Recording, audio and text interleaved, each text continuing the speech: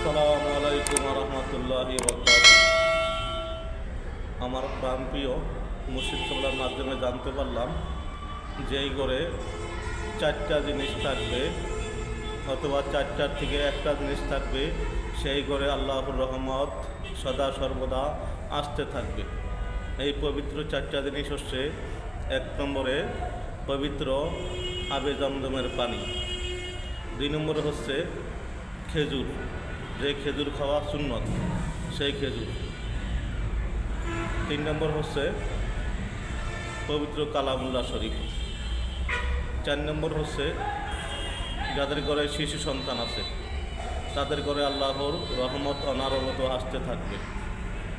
তাই আসুন আমরা এই 4টা জিনিসের কদর করি, রাসূলুল্লাহ সাল্লাল্লাহু আলাইহি ওয়াসাল্লামের সুন্নতকে অনুসরণ করি। বিশেষ করে আমরা যারা কোরআন শরীফ পড়তে পারি, অন্তত কোরআন শরীফটা ধরে প্রতিদিন কিছু না কিছু আয়াত তেলাওয়াত করি। যারা না পারি, অন্তত কোরআন শরীফটা ধরে আমরা একটু চুমু খাই। হাদিসে আসছে, আল্লাহ তাআলাকে দেখতে ইচ্ছা হইলে যেন সে কোরআনের আয়াতগুলো দেখে। সুবহানাল্লাহ।